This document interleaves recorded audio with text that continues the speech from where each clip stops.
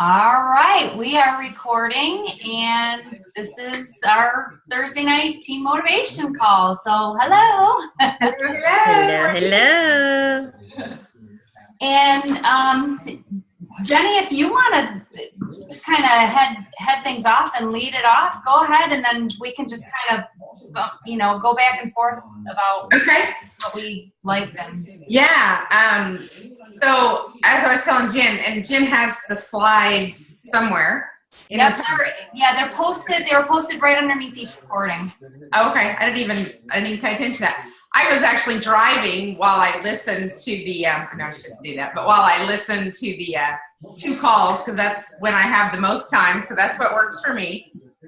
So as I would hear something that, when you'd be talking about a slide and I thought, oh, that's a good bit of information, I would just take a quick screenshot of my phone of that slide. So I have a couple of the slides that I thought, just jumped out at me. And so maybe we can talk about that, and then we can go from there and see what. And I know there was a lot of other information on a lot of other slides that I thought were interesting, but since I was driving, it wasn't particularly safe to take pictures of everything. But the very first one that I liked was when he said, or when the slide said, inviting is helping someone make the decision to start resolving a need with a Beachbody solution you've recommended. And one thing he talked about a lot, and kind of even just insinuated a lot, or kind of had the whole vibe, was that when you're inviting someone or getting to know, forming with somebody, or even when you finally make that final step and give them the solution, you're not being salesy, you're not being pushy, you are helping them find a solution for a problem. And during the forming stage and getting to know them and all the questions and stuff, that's when you're determining what that problem is and how big of a problem it is. Sometimes they may not have any problems, and that's just great. Or it may, not even really problem, may not be the right word, issue, concern, whatever it is. But that's one thing I have a kind of an issue with, and I have to get out of my own head a lot, is that I always feel like when I approach somebody about Beachbody or something like that, that they're gonna think, well, she must think I'm overweight, or she must think that I'm need to work out, or I'm unhealthy, or whatever, or she wouldn't be hitting me up. Yeah. But listening to this call kind of made me think about this, and I mean, I think I had mentioned to Jen on the last day of this month, whatever day that was, I was still 1 point short on Success Club. And I had one lady that I was actually meeting with that afternoon, and I was kind of like, it was kind of the same thing. I was like, oh, I just don't know. And I listened to this call, the first part of it anyway, driving to work that day. And, and it was just kind of like, one of those things that just, it, but it just kind of hits you like a brick, and you're like, And this particular lady, her daughter is in high school, and was a little bit overweight, and just had reached out to me. So I talked to the mom, and it was the same thing. It wasn't like I was insinuating that they needed to get healthy or they were out of shape or anything like that. It was just like there was a concern there, and so I reached out to them. We got together, and we figured out that, the best solution for that concern at this time was the All Access Challenge Pack, because she's got a son in college, a daughter in high school, and that way they can all be doing different workouts, wherever they're at. So anyway, it was just kind of one of those things that just kind of hits you like, well, duh, it's not that you're trying to force anything on them or anything like that. We're helping them find a solution for a problem. And so that was the first slide that kind of jumped out at me. You guys have any comments on that, or any? I agree 100%. Yeah, and I have the same concern that you do. When I talk to somebody, I'm like, oh gosh, I don't want them to think that I'm saying, oh, you need this because you are. That's not it at all. And I 100% agree that this made a really good mind shift. You know, we're just providing a solution to an issue that they are sharing, especially when they reach out to us. And you know, it's not like we're trying to say, yeah, you're severely overweight. You need to do this. It's not it at all. Right.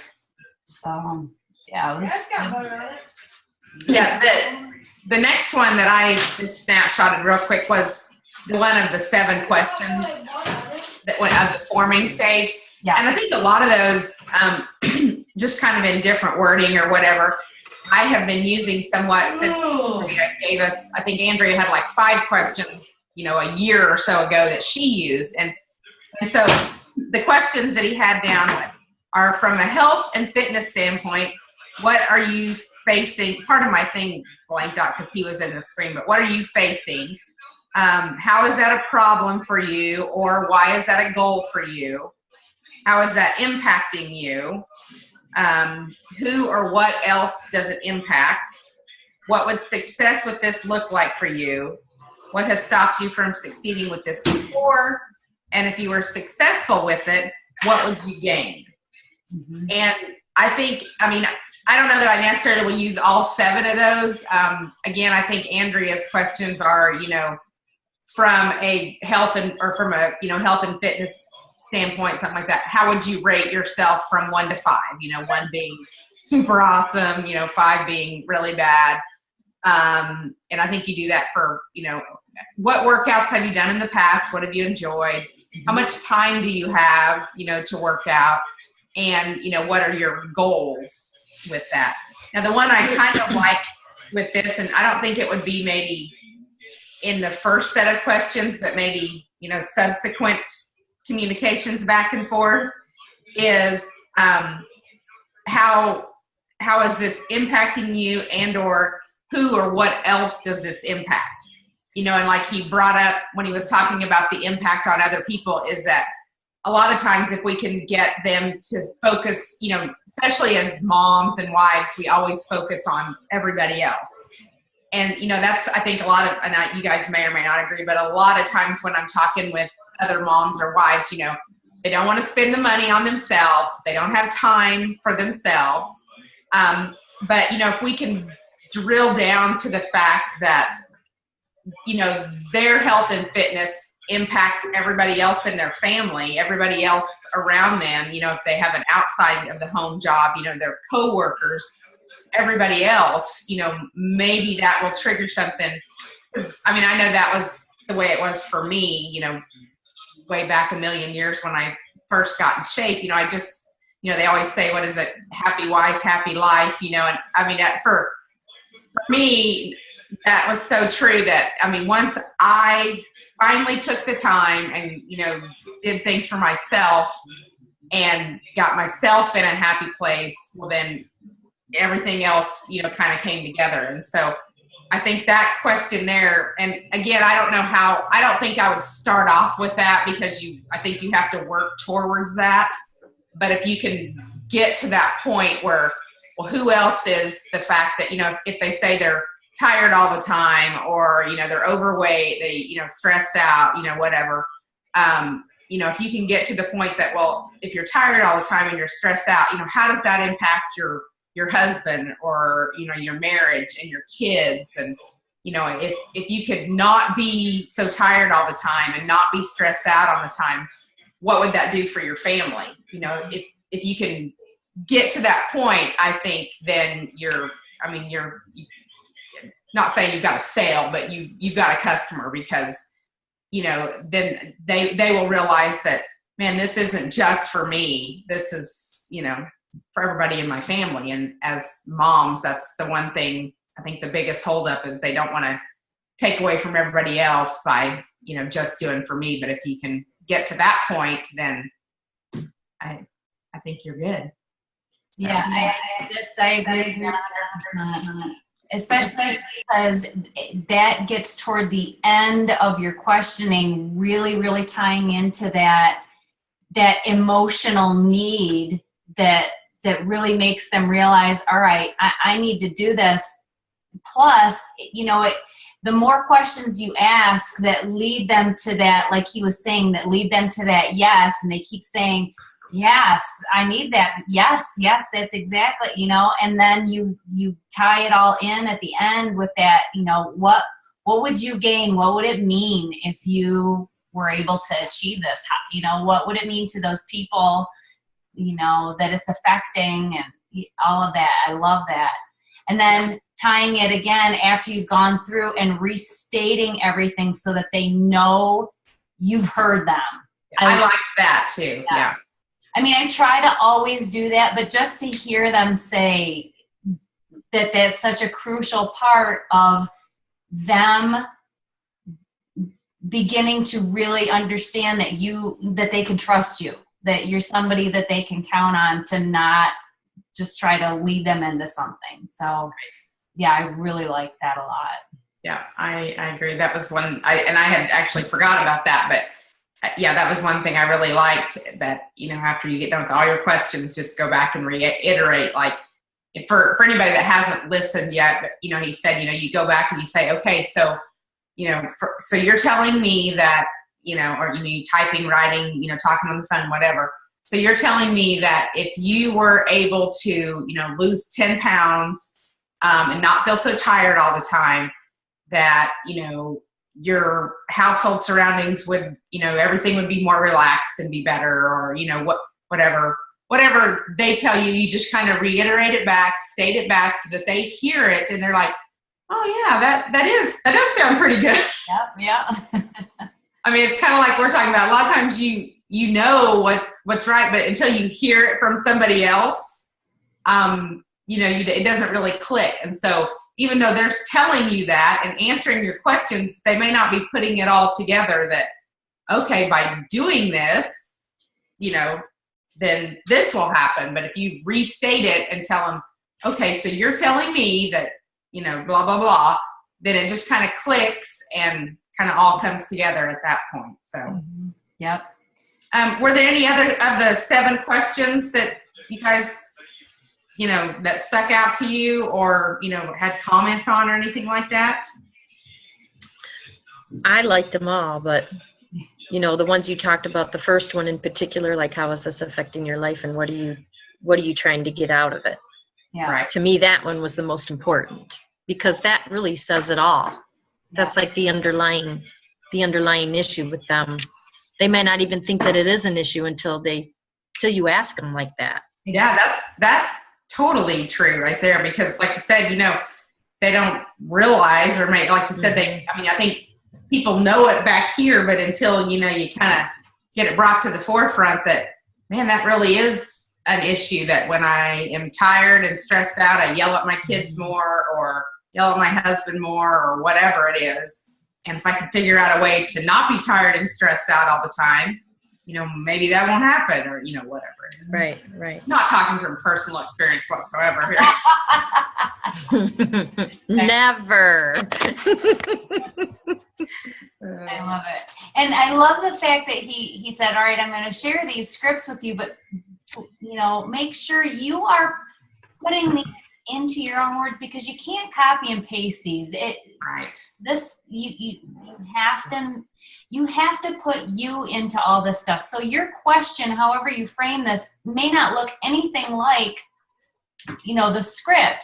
You have to, and it totally depends on each individual conversation too, and the person that you're talking to. So, you just have to really pay attention to their verbiage. And I think that's one thing that I had always been kind of missing a little bit, is really listening there. I wrote something down, and I got to see if I can find it, because I thought it was okay.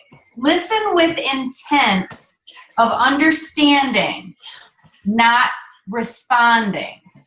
So listen with the intent of understanding how they feel, not listening with the intent of getting ready to respond to, oh yeah, no. Shut up and just listen and get what they're saying. And that's been sometimes my roadblock, because I'm so quick to maybe Me too. suggest or whatever. No, just let them talk, because when you ask people, they want to talk. They want to be able to just talk about their things or talk about them and talk about their life. So we really need to make sure that we are listening with genuine understanding and genuineness, I guess. So I thought that was really important. So. I agree with that too. I agree too, because I do the same thing you do, Jen. Yeah. I'm very quick to respond. Oh, yeah, because you want them to think that you're engaged and listening, but it actually chops up the conversation sometimes too. Yeah. Yep. So I've learned that as I grow older. I think I'm much better at that than I used to be. So I haven't always been that way. Yeah. And then go ahead. That kind of covers like the first video, and then the second video, it kind of moves into the phase 3, 4, and 5, which I really liked the way he formed all of that as well. And going to the next step, the first 2 steps were, you're forming your relationship. Then with the 7 questions, you're identifying their need. And now you're going to start sharing information and getting feedback. And I just liked the way that he explained it a little bit. I didn't take any notes because, like Jenny, I was listening in the car, but this is something that we've heard over and over and over again. Facts tell, but stories sell. And that's the next one I took a picture of too. It is so true. And I just, as he said that, I'm realizing in my head that most of the time when somebody asks me about Shakeology, I tell facts. I just really realized that. I was like, oh my God, all I do is say, oh, it's full of, probiotics and prebiotics and blah, blah, blah, blah. Who cares? They don't care. I mean, we care, but they want to know what it's going to do for them. It's going to, curb your cravings and give you more energy. And I've experienced this with it. And I've had other customers that have had this. You need to, oh my gosh. I'm like, yeah. You know what I tell everybody? What? It keeps me regular. Hey, I mean, that's it does. Yeah. You don't need any help with anything if you drink it. That's right. If you have anyway. The slide right before that one, the fact. So he said, always remember that people make buying decisions on emotion more than logic. And that's, the same thing. It was just kind of like, some people care about what all's in it, but most people are going to care about that somebody they trust likes it. It's worked for me. And what it does for me, not what's in it. I mean, they don't, half that crap that when I start telling them about it, I'm like, it has I don't even know what the words are. I'm like, those photon, probiotics and prebiotics, all that good stuff for you, they don't care. I actually had my niece likes it, and she just married this guy a couple years ago, so he's my nephew by marriage. And he's all into the protein crap from GNC. And he buys the, the $100 canister. And I'm like, oh my God, you got to try Shakeology. It's so much better for you. I tried to tell him how good it was and how everything was a food in a plant versus a chemical. And all he could say to me was that he didn't believe any of it. Didn't believe it. He thought it was fake. He didn't think that the food that was listed on the container was even real. Like it was a chemical. And I'm like, I just had to walk away at that point, because I'm like, I don't know if he really thinks he's smart or if he's just stupid, because I couldn't even believe he was saying that to me. I'm like, you're going to go to GNC and buy this crap that costs as much or more than what I'm getting. And mine's all based out of plants. Yeah. So if you have a hard-headed person like that who's not going to listen to you, then there's not a whole lot you can do in that instance. No. So, you can but I can't. You can send him Darren's video and say, well, Oh my God, I sent him everything. I sent the podcast. Remember when you had us get on the Shakeology podcast a month or so ago? Yeah. I sent it to them, copied it. I did the link, everything. Not even a response. And I'm like, you have got to be kidding me. But you're going to fill your body with all this stuff and get these big bad muscles and think you're all strong and everything. And you're just filling yourself full of more chemicals. So, because when I talk to people, I don't give them all the ingredients. I tell them that, number one, I can go to the bathroom and I'm more regular, but it gives you the energy. Number two. Number one, I can do number two. That's right. I never thought of that. You should do that. Like, if you're like making a list, just totally skip number one and be like, well, the things that Shakeology does for me, just skip number one and put number two. And see if anybody even notices. That would be hilarious. I wish I had enough guts to make some kind of a picture and put that on Facebook tomorrow. Just do the little poop emoji. Yeah, just do it. That would be hilarious. Oh, that's hilarious. I love it. Okay, you guys better be on the lookout. I just might surprise you. Tag us. All right. Now, Number one reason why I love Shakeology. Number two. Yeah. That's funny. Oh, too funny. I love it. The last slide that I really liked, and I think it's kind of his last point too, was to assume success. And for me, when he was talking about that, I was like, oh my God, again, that's totally me. I mean, like, when people come in and they start, we're like down to the end and I'm like, they're ready to buy, a challenge pack or whatever. I start going into all the, well, if you don't like Shakeology after a month, you can cancel it and, laying it all out there. And it's like, shoot yourself in the foot. Yeah, why? I mean, obviously, I want people to feel comfortable, like they're not locked into something, but again, you're just like, so again, where he was talking about, assuming success and just saying, okay, here, so what do you think, and getting their opinion. And then how did he word that? Like, something about, let me find it here. I'm looking through your slides you posted. Where's it at? Oh, darn it. I don't know where that's at now. I can't. Yeah, like if they're not sure, well, that's no problem. What are you unsure about? Like, asking them questions. There was something. Oh, okay, where he said, you're going to love this. I'm so excited to work with you. I'm going to send you a quick link so I can help you get started. Okay. That's what I was talking about. Or the other one where he said, awesome, I'm glad you feel this is a great fit for you. So are you ready to get started?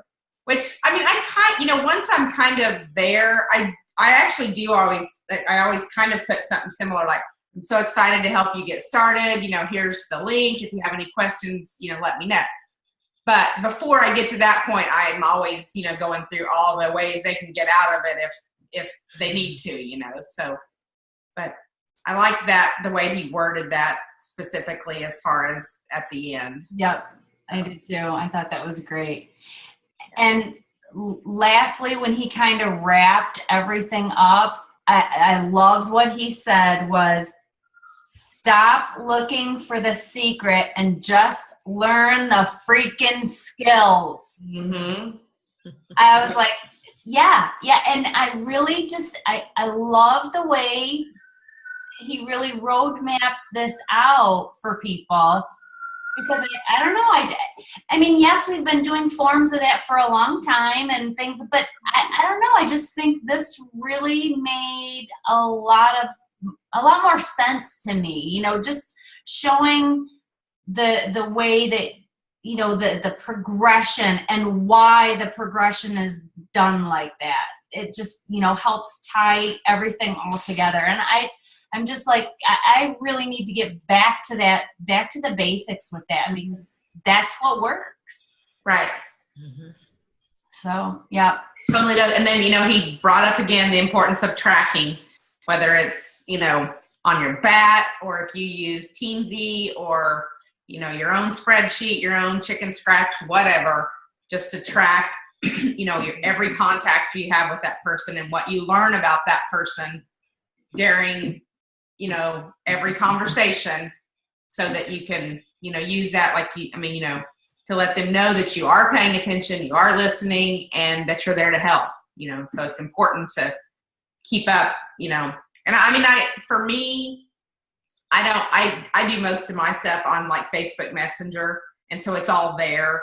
So I don't like write down. I talked to Jen. She said, you know, she's married, has a kid. You're like, cause I've got it all, you know, right there on Facebook. Now, if Facebook ever deletes all my stuff, then I'll be, you know, up a creek.